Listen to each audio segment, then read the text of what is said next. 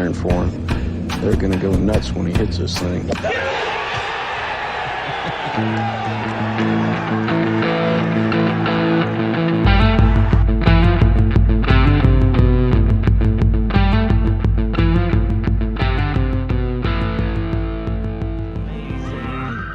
Yesterday's price is not today's price. Yo, yo, yo. Welcome in, golf fans. This is the Preferred Lines podcast and live stream on YouTube. My name is Joe Idoni, and we have an absolutely fire show lined up for you tonight, previewing the American Express tournament. Brand new course courses preview. I'm going to give the picks to win. I'm going to bring in the guest just momentarily and do the final thoughts as always. Would be remiss to mention this show is now proudly presented by the good people over at Rotoballer. If you aren't over there yet, go sign up for that account. I am doing like 5-6 pieces of content exclusively per week for them. The course preview is out now. That piece is free. The top 10 rankings piece is out now. That's free. You get access to Spencer's sort of DFS wizard, which is a ridiculous amount of information and data for all you stat nerds. Byron stuff over there. Joe, there's just a ton of really good people. The promo code LINES gets you, I believe, on a weekly $6.75. I'm doing 5 pieces of content. It would mean truly a lot to me if you use that promo code when signing up. If you feel inclined to additionally support this show, I would encourage you to subscribe to the YouTube channel. If you're checking this out right now on Twitter, do me a favor, go over to the YouTube channel. Be like our guy Ted here who says, good evening. How are you, friend? Great to see you back again, but appreciate those subscriptions over there as well. And there is going to be a special giveaway that I'm going to mention later tonight that should be enticing for anyone subscribed to the channel. Finally, a friendly reminder for those of you listening to the show, both new and old, that I am genuinely appreciative of you spending an hour of your time weekly with me. Take a couple seconds, be grateful for your health, your family, and life. Knock out the subscribe on that YouTube channel, and let's get this show rolling. I'm honored now to welcome in our guest for this week's show, a recurring guest to the Preferred Lines podcast. He's a writer for Golf Digest. He's a co-host of The Loop. He is on the golf Twitter Mount Rushy of tweeting.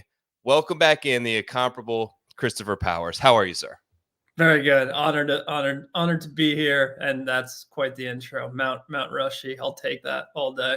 You're pretty good, dude. You've got your fair share of very viral moments. Addicted to the numbies game for sure. I can't lie about that. So speaking of the numbies, let's get the hard hitter out of the question first. On the front of the minds of everyone anxiously awaiting golf Twitter over the last 2 weeks, the world needs to know, did you get cyber mean people on Twitter bullied out of the dart throw? I'm glad you mentioned this on Twitter today, because it gave me a chance to actually come up with a proper answer and think about it. And I have thought about it, obviously, but just, I don't know. No one had brought it up. I mean, it's a combination of a bunch of things. One, no cyberbullying, to be honest with you, between you and a couple other people, all good feedback. Usually for the most part, people like waiting on it. I have my little subset of dart throw fans, very, very niche corner of the internet. I appreciate all those people. But yeah, combination of it literally never winning. That was getting a little, what's the word? Just depressing. The word escaping me, but demoralizing. It was getting very demoralizing. Felt a little stale. I tried to inject, a rant here and there. But no, I just felt like I had to put my energy elsewhere. And I'm currently doing that on TikTok and trying to cast a wider net, to the wider audience, explaining rules situations like that Carl Yuan thing yesterday. I did a TikTok on that, just trying to, appeal to the more casual fan. That's where the eyeballs are on TikTok. I love the dart throw. I love doing it, but I came to realize it was such a tiny little corner of the internet that I was just trying to appeal to. And I need to, like I said, cast a wider net. Sorry to use corporate speak, but look, I hope to one day be huge and have 100,000 followers, and we'll bring it back. We'll bring it back here and there. I promise. It's not it's not dead, but I would just say my focus is on other things at the moment. Well, we'll be anxiously awaiting. And I've fallen victim to this too, but I do feel like there is a space for like underproduced real like 2-minute videos. Like when I first started, it was doing like long shot videos from my car in a parking Oh, lot and love those. sometimes Love those. driving. People love them, dude. Sometimes like you get all, you get the overlays on TikTok, you add in the music, and you get the shit like this we got going on. It's just too much. Some people just love a good like selfie video every now and then. Yeah, I agree with that. I actually I want to start ranting more on Twitter for sure. I know people love a good rant. So Love a good rant. Here, let me see if I can open one up here. Let's keep the hard hitters rolling. Fix Christopher Powers, big golf journalism media. Fix the TIO ruling. Can we like am I crazy? Can we red stake them or what are we gonna do here? possible unfixable situation. People kind of point to the I think the RNA does it when the Open's over there. They make the drop area like a like fescue, like literally make the drop area this awful place to be. And I think it's kind of just for the photo op of it to post on social media when they do it. But maybe that's the answer. I don't know, because there's got to be, there should be a penalty, and right now it's a reward for hitting it where Carl Yuan hit it yesterday. And I actually was just thinking about the egregious case from last year because I was there when it happened to John Rahm at Riviera. Oh God! And I actually got John Rahm after the round, and he was really cool about it. I was like, this is kind of a thing on the internet right now. People are like, you should have been. And he answered my question. He didn't seem thrilled with the question, but he was like, no, I would do it again. You take advantage of the rules. A competitor would do it. I'm going to do it. Like, so that's their mindset. Like, why wouldn't you take advantage of that rule? So I don't know. Yeah, I don't know what the fix is. Red stake. Yeah, I don't know. But that one, to not even find the ball and get a free drop, that was one of the most egregious ones I've ever seen. Because if we lose a ball on the weekend, even if it's just in the rough and you can't find it, your buddies are not giving you a free drop. So right. It happened in a PGA Tour event. A guy won back of the lead in contention. That was a wild scene. I definitely understood the outrage on that one. It was a bad look. And even further, it's like, gosh, it's almost like, how like the NFL review system now has like gone to New York and it's like sped things up, like them waiting on a rules official. And it just seems like we could use an overhaul. Like the rule book is so in depth and they're just not willing essentially to adjust anything on a lot of rules that seem archaic in many ways. Let's move on from the rules, though. Okay, some other hard hitters I have here. Tiger Woods' next apparel partner is ? That's funny. I literally just saw a video making the rounds, and out of nowhere, it seems like Travis Matthew. All of a sudden, they were not on my radar. I was down at the father-son, and the chatter was Grayson, but that was kind of because Charlie was wearing Grayson. But then you put two and two together that Justin Thomas is a Grayson guy, and he's best boys with Tiger. So it kind of made sense, plus they make good stuff. I have some of their shirts. It's fancy stuff. I feel like Tiger could pull it off. But now this Travis Matthew thing has thrown me for a loop a little bit. And then, you could argue maybe he's just coming up with his own thing. Tiger Woods could sling some merch. People would buy it for sure. So I don't know. It's one of the very interesting kind of behind the scenes storylines playing out right now. He's not even playing right now. Who knows when we'll see him again? Maybe not till Riviera. But that's going to be fascinating to see what he rolls out. It's not going to be Lululemon, unfortunately. Shout out Minwoo. Not like shout out Minwoo from the pod this week. I think Lulu has a shot. It's not going to be Lulu too. Listen, here's the thing with Lulu. It's like Tiger's never been like, this is a Grayson shirt. Like this is too flashy for Tiger Woods. He wants, like, Lulu can go almost unbranded and just let him TW it, and everyone will just know that it's Lulu, and they're okay with that because they're big enough. They've got 700 stores. Like, this is not Malbone or like these. I'm not taking a shot at these companies, but that they're basically online only, and they've got maybe 3, 4, 5 stores in various malls across the U.S. Lulu's worldwide. They've got the money. They've got the capital. They can give him equity. I think that they've got a real shot. I think I saw Maybe FanDuel released the odds and they were like 45-1 or something like that. So we'll continue to monitor the situation. A lunchtime long shot right there. I love that. There it is. All right, next one. The current PGA Tour. I'm sorry, I didn't even give you any preparation for these, and I'm just hitting them with you. The current PGA Tour member that is most likely to join the Legion 13 is. Oh, God. Is there even going to be one? Like, are we going to? It's just, there was these rumors of these big guys about to sign. It seems like he's going to get like shafted with a couple of rookies. Yeah, with Vincent and whoever else. Yeah, you would think it's got to be a guy close to him. Heard a little Wyndham Clark today. You feeling that at all?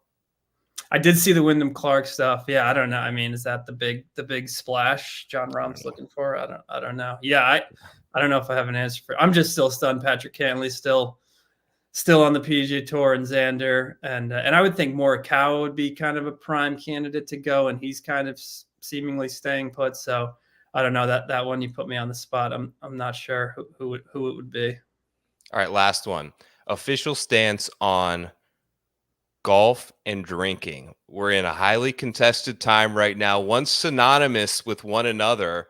Now it's like a little, we got back-to-back winners who have cut the alcohol out of their life. Respect to them. I'm not trying to make light of their problems with addiction, but in a lighthearted tone, like, do you feel like we're having more players continue to focus on like optimizing health and all this stuff and prioritizing, and we're moving it away from more of like a casual party game to guys just basically going all in on the seriousness of their athleticism?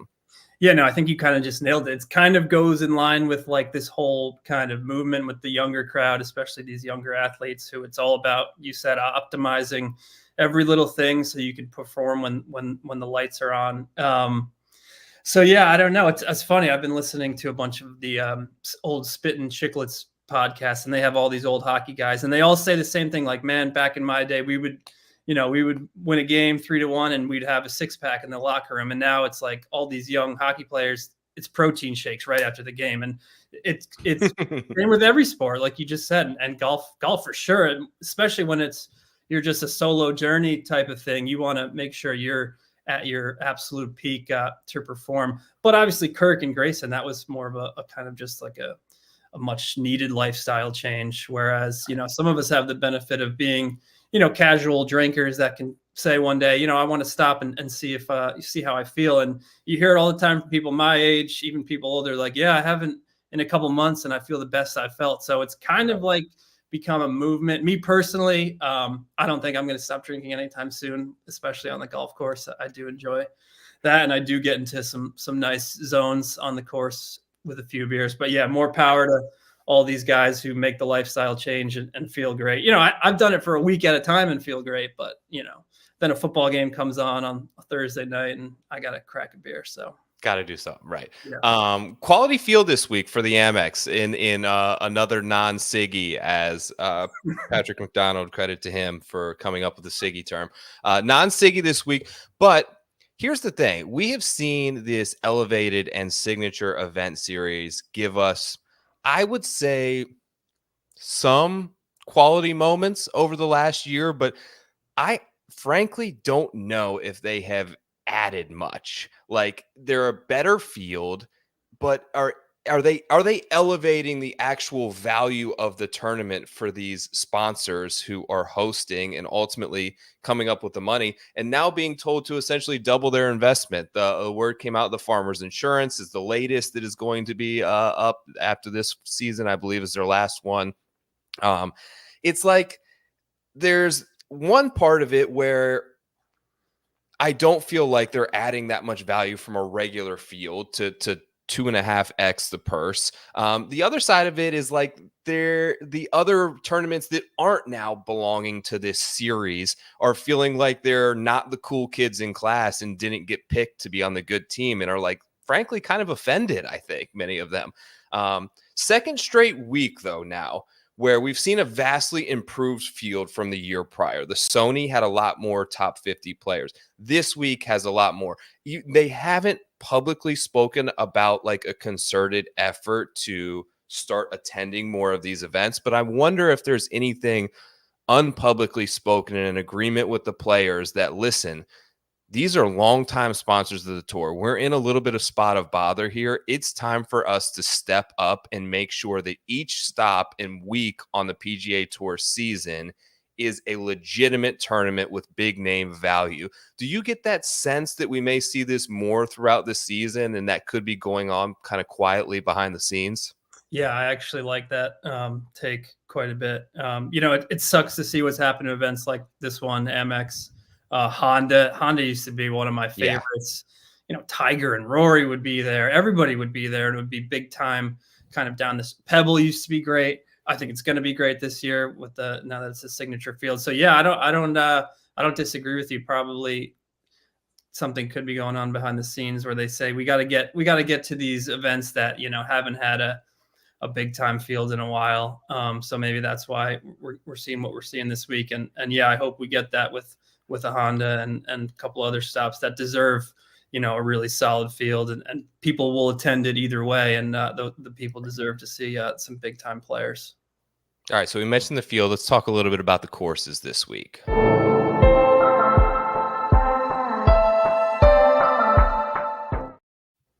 right. Course previews brought to you in part by my good friends over at the Fantasy Golf Pod. Make sure to give them a follow, give them a subscribe on Twitter. They're now streaming the show, which I think is a cool and something no one else is doing, live on Instagram. If you give them a follow as well, all short, easy golf courses, all rank in the top 10 of the easiest of the year. You can get technical about the blends of grass and the greens, but for me, it's Bermuda. Like, that's what it putts like. That's what it seems like is the biggest correlation from guys who putt well on Bermuda, putt well here. Like I mentioned, birdie fest type conditions typically on all three courses. You have La Quinta, you have the Nicklaus Tournament, you have the Stadium course, all in play this week. Interestingly, while the scoring average is super low for all three, there's a significant, it's particularly the Stadium course, penalty in terms of water balls that we see in lost ball and penalty shots that we see every year. I believe it ranks in the top 5, although it has some of the easiest scoring conditions. So essentially, as long as you can avoid disaster, you're going to score very well. There's also, I found interesting that last year in particular, and in looking at years past, now keep in mind we only have ShotLink data from the Stadium course at PGA West, but virtually no mid-iron play. Like, it's either wedges 125 yards and in, or long irons, which I think may go a little bit overlooked this week. Several of the par 3s are approaching 200 yards, and you have 4 par 5s on every course, which are reachable, but are going to require probably a 210, 220 yard shot for all the players. Other interesting part that I found in my research is, although deemed by Legion 13 captain as a piece of shit putting contest, it might not be, Chris. Like, last season, only one player inside the top 10 gained more than 1.5 strokes putting on the week, which is highly unusual. And John Rahm, who made the comment and won the tournament last year, actually lost a full stroke on the putting greens. High greens and regulation percentage. Bunker play is generally tough, but really easy around the greens. Those are some of the notes that I have from years past. Do you have anything that you're looking into this week to maybe add there? No, nailed it. And your description of kind of long irons and wedges seems to go in line with the guy I'm on this week. So excited about that. But yeah, I think you nailed it. You got to hit the greens. And yeah, not a putting contest generally, as Ron proved last year. All right, let's get to the board.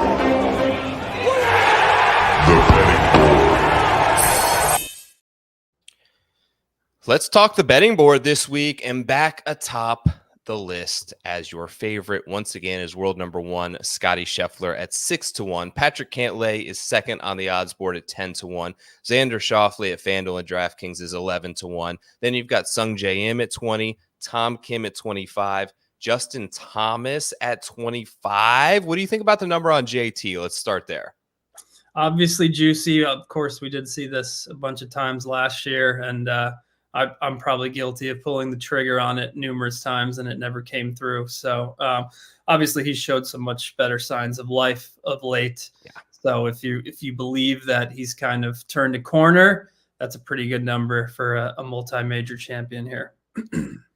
Favorite pick to win below this 25-1 range? Would it be Justin Thomas, or are you thinking elsewhere? Sung Jae Im. I think you got to make birdies this week, and he literally just set a record for birdies at Kapalua. Didn't have a chance to win, as I came to find out, unfortunately, but made a ton of birdies and just played some really nice golf in general over the last 6 months.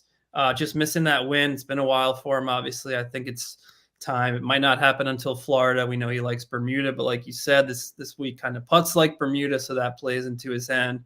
And he likes this place a lot. 4 consecutive top 12s here, which is pretty damn impressive in this event.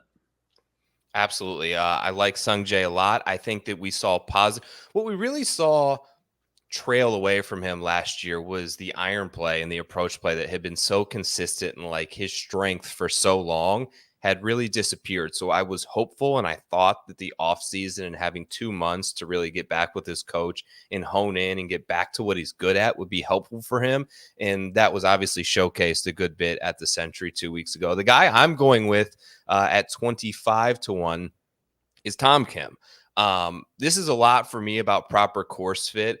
The setup at this course, predominantly what I'm waiting the most is approach play, which I thought about with Sung Jae, is obviously he played well in that 2 weeks ago. It's the strength of Tom Kim, and he's one of the best players in the entire field, particularly with those short irons under 125 yards. He's in the top 95 percentile of guys in the field in approach play. His past 5 tournaments includes data from all 4 rounds over the last 4 months. So he's played in 3 Euro Tour events, 2 PGA. He's averaging 4 strokes gained per tournament. It's better than Scotty. It's better than Xander. It's better than Cantlay. T6 at this very event last year. And if you look at his 3 victories, one obviously came at the Wyndham on a very short sort of technical to golf course, that I would say. And the other 2 came in the desert at TPC Summerlin, which I think is a decent comp this week. Highly erratic and complete chaos with the putter, Tom Kim. We just have to sometimes live with the chaos with this guy when it comes to him. He lost 5 strokes putting at the Century. He gained 5 strokes a few weeks before that at the Shriner. 2 weeks on the European Tour after the Shriner, he gained 5 strokes putting. In the last 6 months, he's played in 10 events. In 6 of those, he's gained over 3.2 strokes putting. He's highly volatile. It's chaotic. He's liable to lose 4, but when he gains, it's typically big. So 25-1 was the number that I went with on Tommy Kim this week. Like that. Moving down the board slightly, JT Poston at 33-1. Min Woo, the guest this week, like I mentioned over on The Loop, make sure to go check out that episode, is 33-1, making his debut in 2024. Sammy Burns is 33-1. Eric Cole, 35. Jason Day, 35. Tony Finau, 35. Wendy Clark at 40-1. Anyone in this, and you can extend it a little bit. There's Kirk, there's Siwoo under 50. Any guy in this sort of meat and potatoes range that you got your eye on? Not particularly. I'm having trouble staying away from Eric Cole right now. Obviously, I was pretty anti Eric Cole last year, but I think it's time to try and cash in on him, particularly on the top 10 front. Obviously, he didn't get that done last week or at Century, but came on strong on Sunday at Century. Problem is he's gaining a bunch with the putter right now. I think 6.3 and 7.9 in his last 2. That doesn't include Sony. I don't know what he did there, but tough to sustain that, as we know. But he's good with the irons, probably very good with the wedges, like you're saying. This should be a place where he could kind of pop off again, but I don't know if I'll pull the trigger fully on Cole. Okay, so I'll talk about Cole in a second. I've got 2 guys in this range. One of them is this player who I'm going to bring up. And this is like, oh my God, I'm in a rut, Chris. The problem is, and when you're not seeing it great, you can't ignore like super. I'm not arrogant enough to ignore super obvious signs. And this stat profile for JT Poston is unbelievable. This guy is on. The last 6 months, he has 7 top 10 finishes. For some reference and context there, Xander has 2. Cantlay has 2. The great Scotty Scheffler has 5 top 10s. James Tyree Poston had 7. And these strokes gain numbers where he's absolutely freaking lapping the field are obnoxious as well. But the other guy that I mentioned, this also, by the way, is from a site called betthenumbergolf.com. It was developed in part by people who created shot link data on the PGA Tour and the Tour Junkies guys. It's a pretty cool site. DM me if you ever want to check it out. But Eric Cole, all right, can't stop, won't stop Cole right now. He's played in 7 PGA tournaments over the past 4 months. He's made all 7 cuts. His average finish has been 10th in those starts with 4 top 4 finishes. He's gained on average 7.5 strokes per event on the field. He posted a 3rd and a 4th place finish in here that you will see, despite losing strokes putting, which is almost impossible. In the last 7 events since the fall swing started, he's 107 strokes under par. On an unbelievable run. And here's what I mentioned how I was going to do a giveaway before. This is what I got for you guys this week. Anyone checking out this show, subscribe to the podcast, drop your Twitter handle in the chat. Here's what we're going to do. If I win, you win. I've got a nice bet on Eric Cole this week. If Eric Cole wins, anyone whose handle is in the comments right now and is subscribed to the channel, I'm going to put you into a drawing for $250. I did this a few years ago with Rory at the Tour Championship and said that anyone who puts their name in, I'm going to send $50. Rory wins. I lost money on the deal. I'm not going to do that again. We're capping it at $250, but a $250 giveaway. There's likely to probably be like 10 people in this. There was like 15 the other week. It's a good chance. I win, you win. Eric Cole this week. Can't stop, won't stop. We're going to keep it moving. Cole World. You feeling it now? Yeah, absolutely. All right. Moving up on the board, Taylor Montgomery has now jumped into this magical range of 50-1 after one decent week. You got Hadwin there with great course history in the 60s. Putnam has great course history as well at 65-1. Ricky at 65. Batia, Cam Davis, Steven Yeager. There's a whole bevy of good players in this sort of 50 to 100-1 range. This is a unique course where we've seen a lot of long shots hit. We had Adam Long at like 500-1. Swaff Daddy was like 200-1. We've had like Andrew Landry and even there's been some really big numbers floated out. I think 11 of the last 15 winners have come above this 50-1 mark. Anyone here like you like in this sort of 50 to 100 range that you think could have a good week here?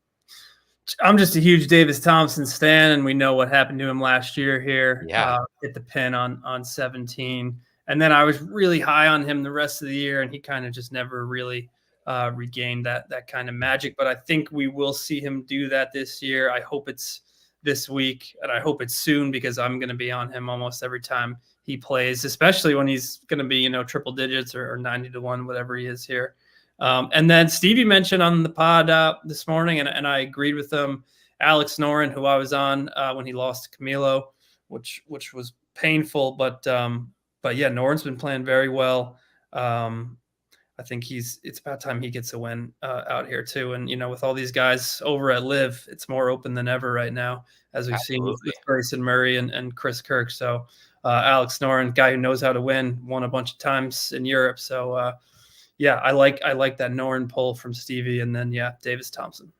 2 good pulls there. I'll give you my guy. I'm going to save 2. I'm doing a long shots video for the Roto Baller team that will be up, I believe, on Tuesday. I'll make sure to post that with all of them. Had heartbreak with Keegan on there last week. Had the gala the week before. It's been a year of second place for me.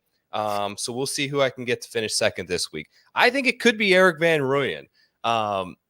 Okay, so EVR is 100-1. Why is it not 50-1? And it's because odds makers, probably rightfully so, do not believe that Eric Van Rooyen would be able to avoid the water this week at the stadium course, which he probably can't. He's one of the least accurate off the tee in terms of fairway percentage on tour. But if he does, watch out. I'm encouraged for a number of reasons on EVR, despite the lack of control. I'm going to pull up sort of his profile here now. You can see that he's gained a stroke off the tee now in 12 consecutive starts, many of those a massive gainer off the tee. He, of course, won the Birdie Fest like tournament at the Worldwide Technology just 3 starts ago at 27 under par. He played both Hawaii events, I think, with reasonable finishes, and you see there gained solid strokes off the tee and had a phenomenal week with his irons on approach last week. He's gaining nearly 2 a round. In this event last year, he finished T6, and he was driving it way worse, but he was able to sort of find the fairway. He hit 90% of the greens on the week at the stadium course, which field average is around 70%. I'm uncertain on how predictive this stat is, but they have this stat down here that is birdie conversion rate. He is at 35% birdie conversion rate, which basically means how that's calculated is any putt, anytime you're on the green in regulation, how often do you make birdie? I think that he's confident, he's aggressive rolling it in, which is why he's well above tour accurate average there, excuse me. And the other thing is around the green game. It's clearly like the biggest weakness, but this is one of the statistically easiest courses to get up and down around the green. He had his best week of the season last year at the American Express tournament around the green. The deficiency in his game, I feel like, could be somewhat mitigated here if he's able to keep control off the tee. EVR 100 to 1. That's my favorite sort of long shot bomb for the week. Like it. What are your thoughts? And you got to talk a lot with Min Woo this week. His odds, it just concerns me a little bit that they are slightly low and the expectation is really high. We saw this, like Ludwig was the 3rd favorite a few weeks ago. We've done it to Cameron Young over the years. We seem to elevate guys somewhat prematurely, but how confident are you that he is going to be able to capitalize kind of on those expectations for the season, make a President's Cup, maybe get a tour win? Does he seem like he's the type of personality to really grab this opportunity by the horns and take it? I do. Obviously a bit biased having just talked to him, but I think it's earned these odds. He's been on an absolute tear, and we talked about with him that T5 at LACC, which got him a trip on Adam Scott's private jet to the Travelers. But that kind of like real after that, he really took off. Won on the Asian Tour, DP World Tour. He hasn't missed a cut since that US Open at LACC. Bunch of top 15. So I do think it's earned, and I do think he explodes in 2024. But again, I am biased having just talked to him, and the guy is as electric as he looks on social media. He is the real person too. So I'll be pulling for him. But yeah, to your point, I do think it's earned. Whereas, obviously with Ludwig, it was kind of earned too. He is that good. Yeah.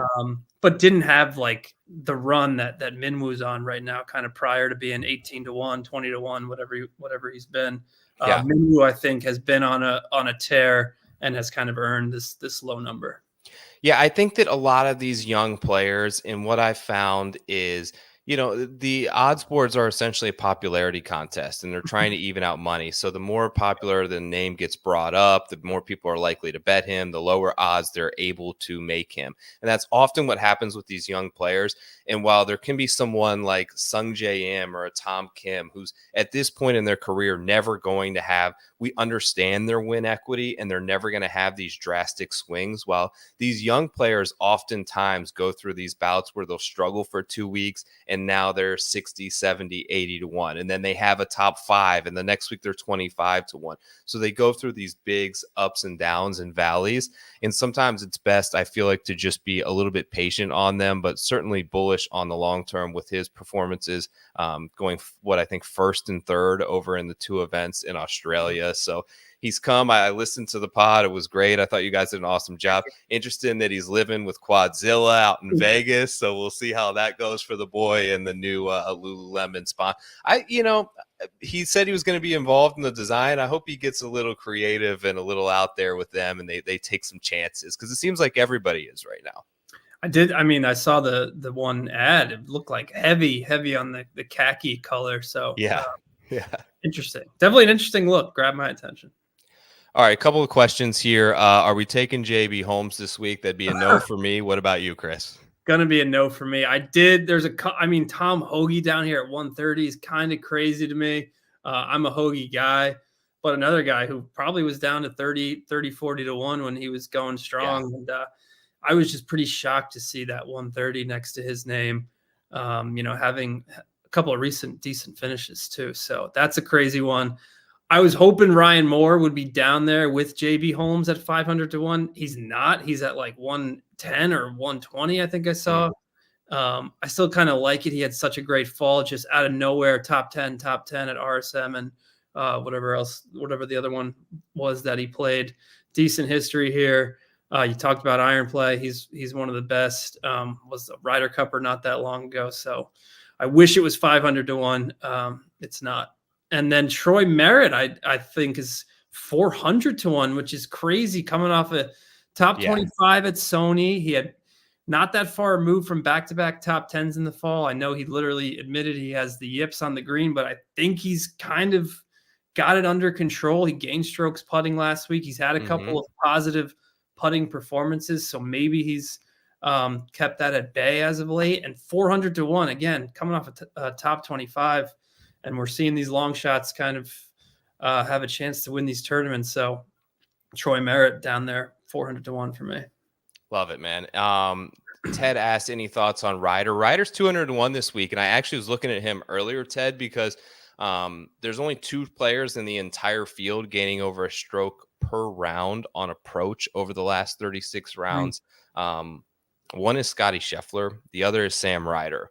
So a couple of really strong play through the sort of the fall swing there with his irons. I don't believe his course history here is fantastic. Now, he missed the cut last year, 49th, 47th. So we'll continue to kind of look into that. But thanks for the question, Ted. Chris, as always, it was amazing and an honor to have you join us here. What else do you got planned for the week? Tell us, everyone, where they can find you on Twitter and whatnot if they aren't currently following you, brother. Yeah, please come follow. We'll take all the followers we can get. C Powers 14. Rest of the week, we got picks coming out tomorrow, as always. Look for that. Just going to be chilling this weekend. A lot of football on the horizon, of course. And then, hopefully going to be doing some traveling soon. I'm hoping to go to Riviera, and I think I might actually be going to Honda. So, come on, baby. It'd be some fun. Cognizant. Yeah. Right. Let's go. Should be some fun content weeks to come in February. I like traveling in February because it's 20 degrees where I live right now. So I kind of made February the month where I just say, hey, I'll do whatever is needed. I'll go wherever, travel wherever. And hopefully we'll be on the road quite a bit in February. Bring the clubs, baby. Yeah. Oh yeah. Tough week for your boy. So I appreciate you having me on. Devastating, gut-wrenching Browns loss, followed by Keegan loss, followed by Sunday, Chris. You don't have kids, do you? Not yet. No. So Sunday, we're supposed to have my son's birthday, like 40 kids coming, right? His 7th birthday is Sunday. We've got a bounce house. We got all kind of shit outside. Torrential downpour. Everything gets canceled. There are 47-year-olds, 40. I don't have a big house. Running through my house. They're in this office. They're playing with the mic. They're getting into wet shoes, I'm sure. Shit that I have. They shouldn't be getting into. I'm yelling at kids. I'm stressed to the max. Then Keegan. So listen, man, I needed to talk to you today. You were very therapeutic for me. I appreciate you coming on the show. Make sure to give Chris a follow. All the best this week, and we'll talk to you soon, buddy. Thanks, man. Thanks for having me. All right, later. All right, guys, great to talk to Mr. Powers. As also, make sure to give him a follow on Twitter. Listen, I mentioned earlier, I win, you win. Bet of the week is Eric Cole. Drop your, there are a couple people who did it. I saw you guys. Put your Twitter handle in the comments. You have to be subscribed to the Preferred Lines YouTube page. If you're watching this on Twitter, if Eric Cole wins this week, I'm going to give one of you bozos $250. It's a good deal. It's a good deal. You should get in on it. Okay, let's do the final thoughts and let's wrap things up for this week. Here's what I got. So I talked a bit last week about some work that I've been doing on myself, and a Wim Hof class that I did, and a concerted effort to try and become more and more in tune with myself, and in particular my mind. I'm on a mission to become a more open-minded person, open to thought, open to influence, both good and bad, in an effort to create my own thought process better. Let me try to explain. So I like to listen, and I encourage you too to listen to different podcasts on similar topics and get different vantage points on subjects that can sometimes be polarizing. In golf, I think everyone has different opinions, and that's okay. And gather as many of them as you possibly can, and then use those to create your own opinion on stuff. The more that you hear and you're exposed to, the more options you have. And I feel like limiting that exposure is a disservice to yourself. Like, why do people listen to only one news network? Why listen to only one perspective on an issue? Why listen to only one golf podcast? Listen to like as many as you possibly can. The less you have flowing down the channels of your brain to develop a construction opinion, the less opportunity I feel like you are giving yourself to have the chance to get it right. The big thing for me, though, is I feel like it could inhibit your potential and creativity. And these are two things that I've been really focused on, in closing off certain channels or doors, or not listening to people with certain physical traits or predisposed like opinions that you may have of them as a person, certain thoughts based on a political party. All of this stuff is just not allowing yourself all the available options at your disposal. I have this thought that keeps coming back to me, and during the class I thought about this a lot. So I've been trying to think of my mind, and bear with me on this, as this long hallway, right? This huge corridor with hundreds of thousands of doors, right? And they're all closed. And we all know that you only use a fraction of the brain power in your mind within your life. And it's physically impossible to unlock all of these doors or nerves or channels. But try to open as many as you can. I think that will be beneficial to you. The more doors that you open, the more that you allow to flow out those doors and down this hallway and ultimately form your thoughts and opinions. The more doors you crack leads to more creativity. The more doors you open leads to more chance for potential. And these are two things I can promise you do not ever want to limit in your life: potential and creativity. Anything in your mind or on your life that is not helping to optimize those two things is harmful to your potential. The great Willie Nelson once said that, and I may not be getting this exactly right, but it's Willie Nelson. So every song that he's ever written was already done and written inside his mind when he was born. And it was his life's mission to bring as many of those out of his mind as he possibly can. Try to open another door this week. Listen to something new. Try to unlock something in terms of potential or creativity that can make you incrementally a better version of yourself. Those are my final thoughts. Thank you. Subscribe to this YouTube channel for a chance to win the giveaway this week. I win, you win. Eric Cole, let's go. Sub to Rotoballer as well. Use that promo code LINES. It's $6.75 of all that I've given you guys over the last 3 years making this show free. You can hook me up with $6.75 per week, I hope. If that's in your best interest, I appreciate it. If not, I understand. Thank you all for checking out another episode of Preferred Lines. Best of luck to you. Let's hit a winner. Until next time, I'm Joe Idoni. I appreciate you watching the program this week. Best of luck. Enjoy the Amex tournament. We'll talk soon. I'll be back here, as always, again next week. Peace.